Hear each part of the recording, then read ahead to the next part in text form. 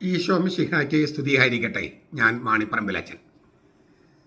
2033 April മാസം 5-ാം തീയതി നമ്മുടെ കർത്താവ് ഈശോ മിശിഹ മരിച്ചവരിൽ നിന്ന് ഉത്ഥാനം ചെയ്തിട്ട് കൃത്യം 2000 വർഷം തികയാണ്.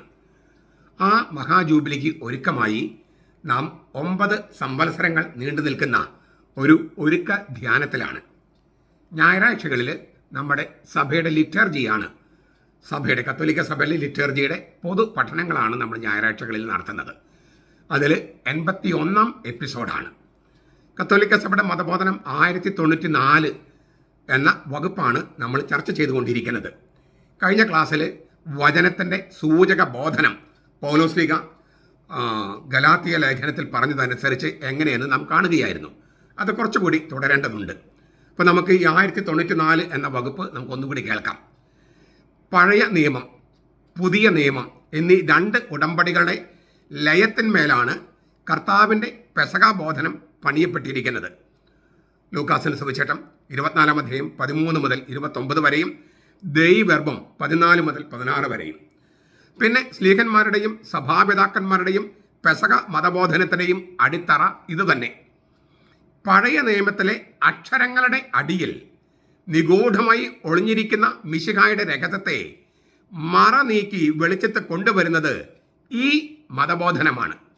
ഇതിനെ സൂചക ബോധനം, ടിപ്പോളജിക്കൽ അഥവാ പ്രതിരൂപാത്മക ബോധനം എന്ന് വിളിക്കുന്നു. ടിപ്പോളജിക്കൽ കാരണം ആദ്യത്തെ ഉടമ്പടിയിലെ പ്രവൃത്തികൾ, വാക്കുകൾ, പ്രതീകങ്ങൾ എന്നിവ അറിയിക്കുന്ന സൂചകങ്ങളുടെ, വിശേഷ ദൃഷ്ടാന്തങ്ങളായി പ്രതിരൂപങ്ങളുടെ അടിസ്ഥാനത്തിൽ ഇത് ക്രിസ്തുവിൻ്റെ പുതുമ വെളിപ്പെടുത്തുന്നു.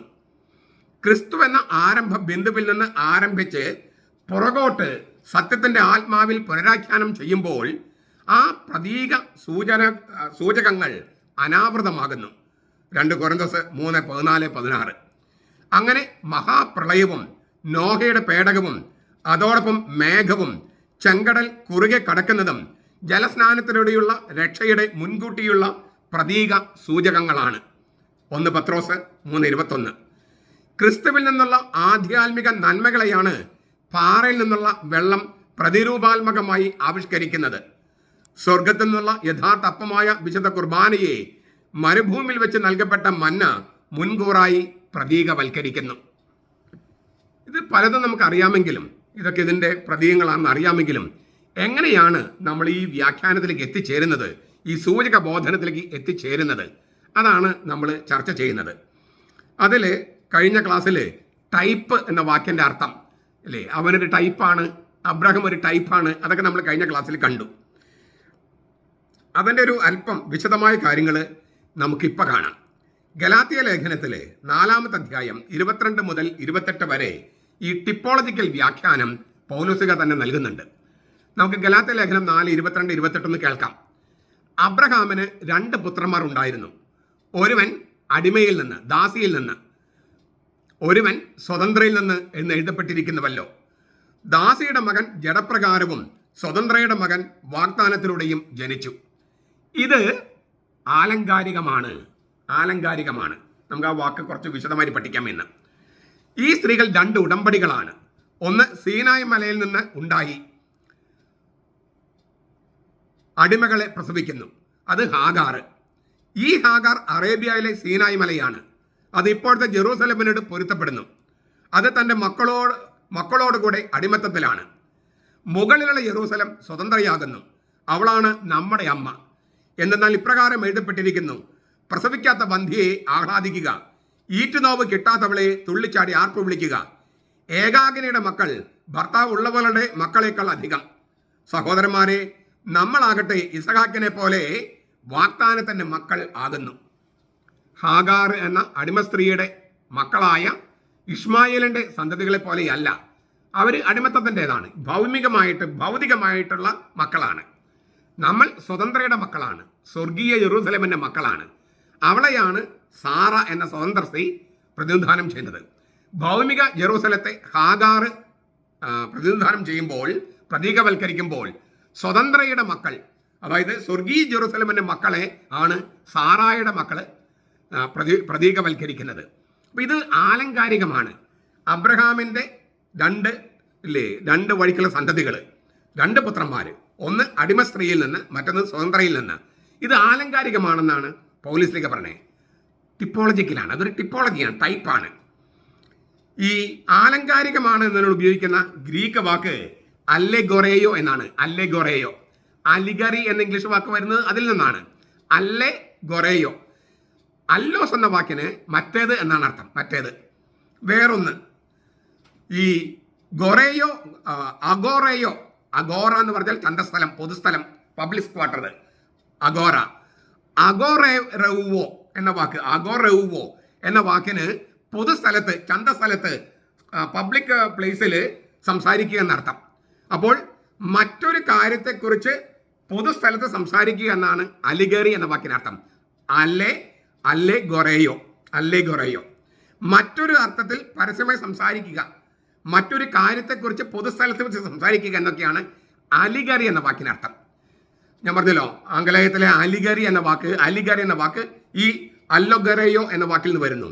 അല്ലോസ് മറ്റേത്, മറ്റൊരു കാര്യത്തെക്കുറിച്ച്. അഗോറെവോ, അഗോറ ചന്തസ്ഥലം, പൊതുസ്ഥലം, പബ്ലിക് ക്വാർട്ടർ, പൊതുസ്ഥലത്ത് വെച്ച് മറ്റൊരു അർത്ഥത്തിൽ സംസാരിക്കുക, അതാണ് അലിഗറി.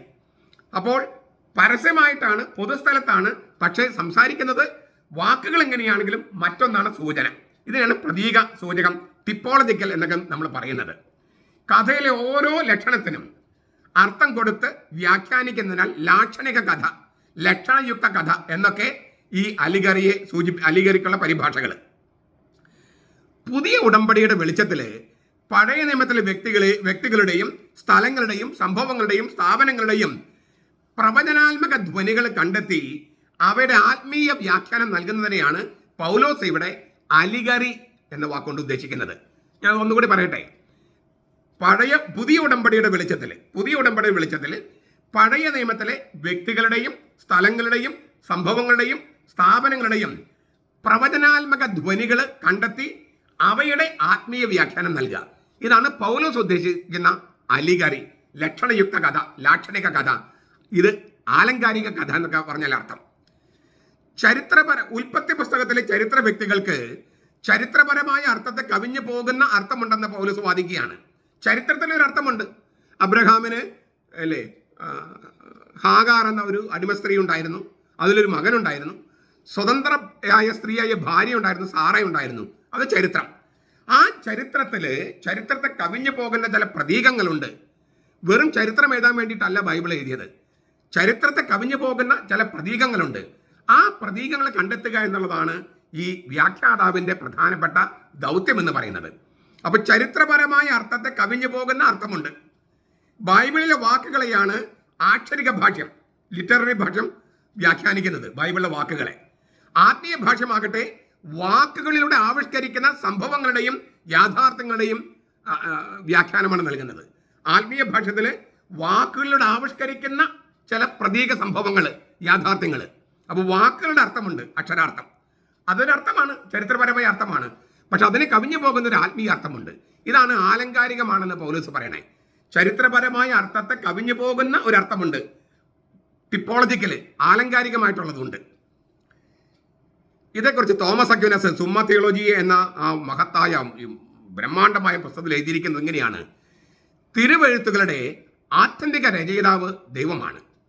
മനുഷ്യർ ചെയ്യുന്നത് പോലെ വാക്കുകൾ കൊണ്ട് മാത്രമല്ല, സംഗതികൾ കൊണ്ടും ദൈവത്തിന് താൻ ഉദ്ദേശിക്കുന്ന അർത്ഥം ദ്യോതിപ്പിക്കാൻ കഴിയും. വാക്കുകൾ ഉദ്ദേശിക്കുന്ന ആദ്യത്തെ ധ്വനി ചരിത്രപരമായ പൊരുളാണ്. അതിനെ ആക്ഷരികാർത്ഥം എന്ന് പറയുന്നു.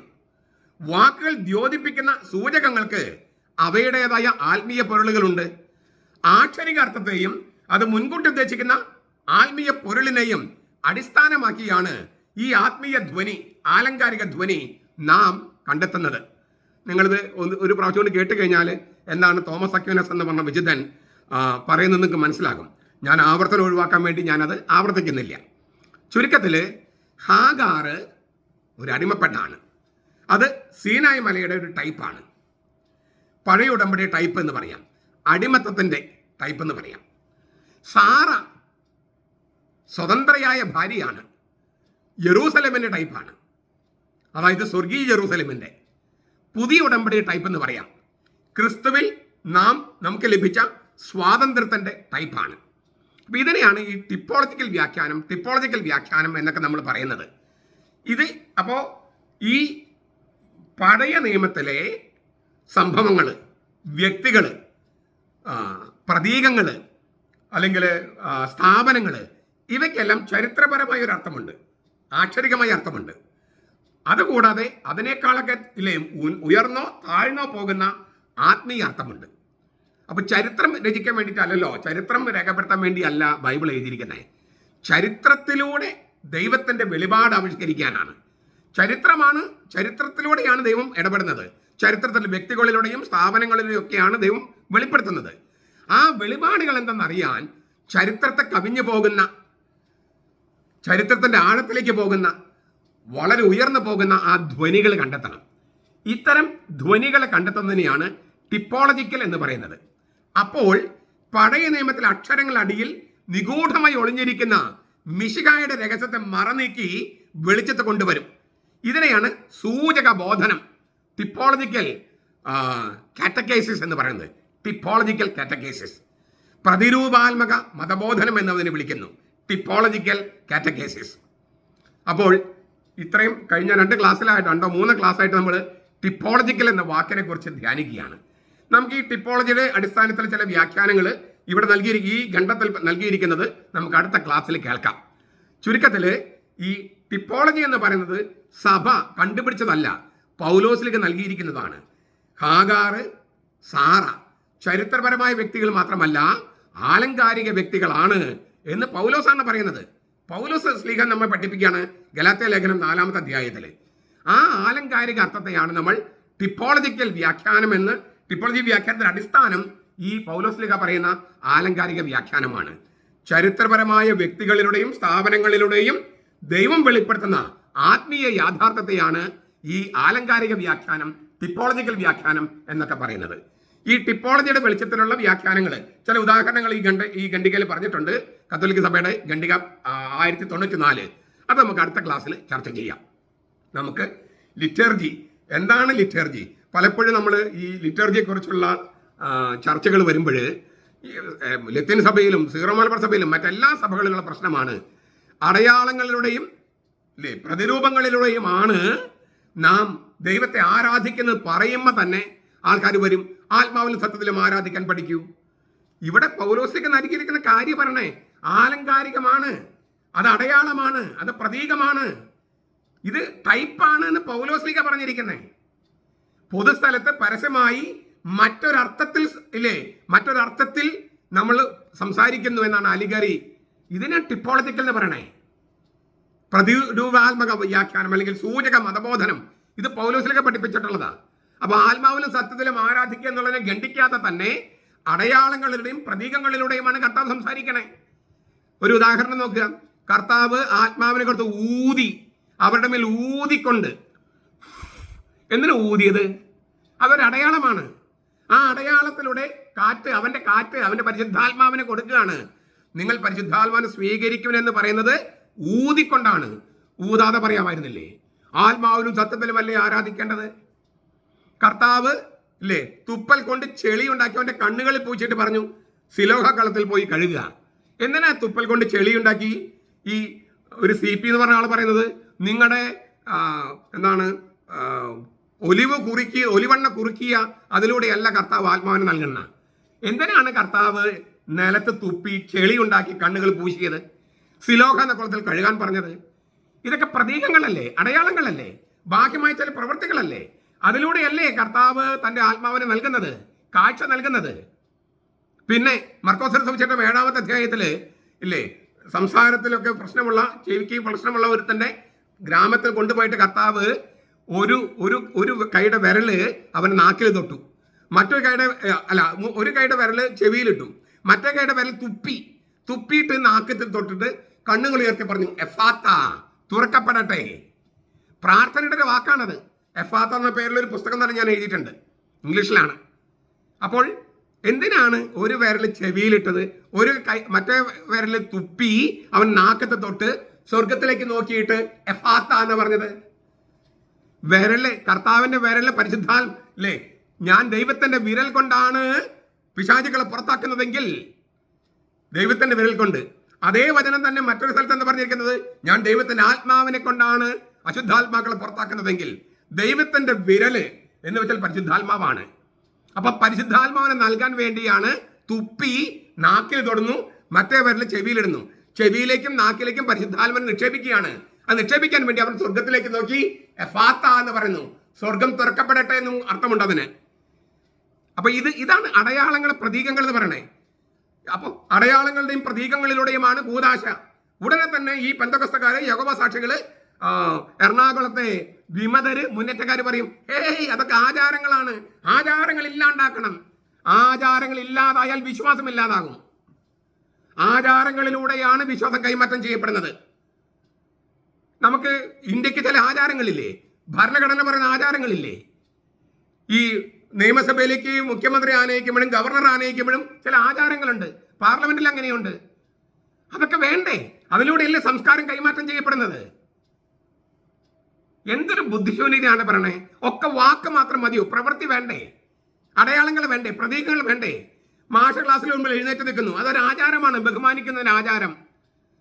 മുണ്ട് മടക്കിക്കുത്തിയ ആള്, ഉന്നതനായ ഒരാൾ വരുമ്പോൾ ആ മടക്കിക്കുത്ത് അഴിക്കുന്നു, അതൊരു ആചാരമാണ്. ആ ആചാരത്തിലൂടെയാണ് ബഹുമാനം കാണിക്കുന്നത്, അഭിവാദ്യം അർപ്പിക്കുന്നു. ചില ആചാരങ്ങളും അനുഷ്ഠാനങ്ങളും ഇല്ലാതെ സംസ്കാരം തന്നെ നിലനിൽക്കില്ല, വിശ്വാസം നിലനിൽക്കില്ല. അതുകൊണ്ടാണ് പൗലോസ്ലീഹ പറയുന്നത്, ചരിത്രപരമായ അർത്ഥത്തെ കവിഞ്ഞു പോകുന്ന പ്രതീകാത്മകമായ അർത്ഥമുണ്ട്, സൂചനകളുണ്ട്. ആ സൂചനകൾ കണ്ടെത്തിയില്ലെങ്കിൽ ബൈബിൾ വെറും ചരിത്ര പുസ്തകമായിട്ട് അധപതിക്കും. ചരിത്ര പുസ്തകമല്ല അത്.